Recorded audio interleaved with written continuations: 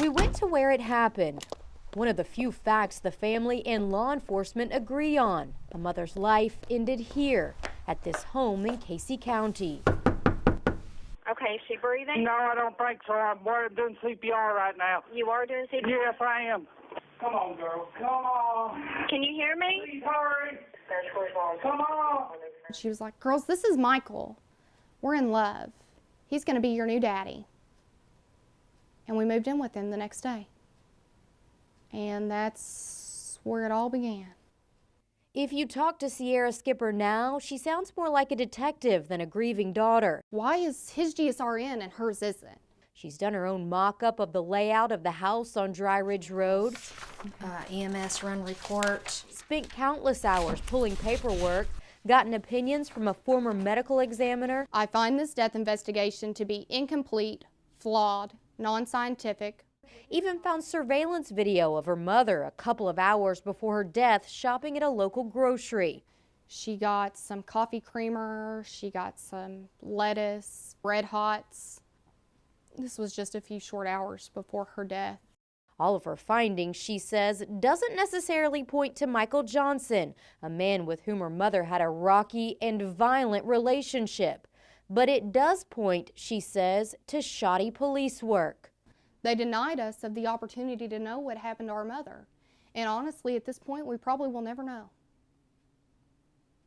And let me tell you, we think about it every day, all day. You'll see in the statement. The family says there have been discrepancies in the case from the beginning about the gun and the time of death, and a lack of understanding as to why she would kill herself.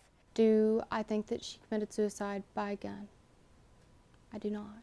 Sierra says her mother struggled with prescription drugs. There would be good months and bad months, but the month of March would be Leah Skipper's last. Do I want to believe that my mom killed herself? No. Is it there in the back of my mind that she did? Yes, it is. But I was denied the right of knowing because of the way that the investigation was done. Need an ambulance and law here, please. Okay, what's going on? There's been a domestic. Okay, are you hurt? Please hurry. Are you hurt? No, my girlfriend is. She shot herself. She what? She shot herself in the head. Help, please hurry. Is she breathing? I don't know. Let me check. I don't think so. It would be just a short time after this call that Leah Skipper's death would be ruled a suicide by the Casey County coroner and confirmed by the sheriff's department. No autopsy was done. Sierra's mother was buried. Case closed.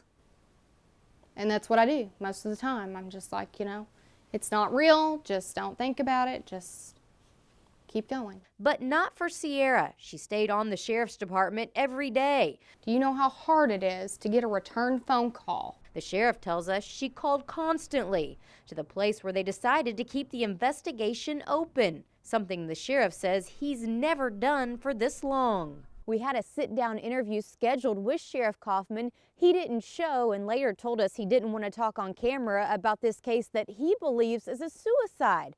So why is the case still an open investigation? He says it's all Sierra's urging. I think that we've had to do a lot of things that we shouldn't have had to do. I think that this is just ignorance, being inequipped, inadequate, untrained. Sierra's life, she'll admit, has hardened her. I was either 16 or 17. I don't remember. Her aunt raised her when her mother didn't.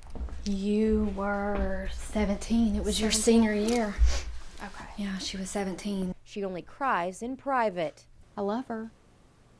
I miss her every day. I sit and listen to her voicemails at night, Because in public, she's fighting to know what happened in this home.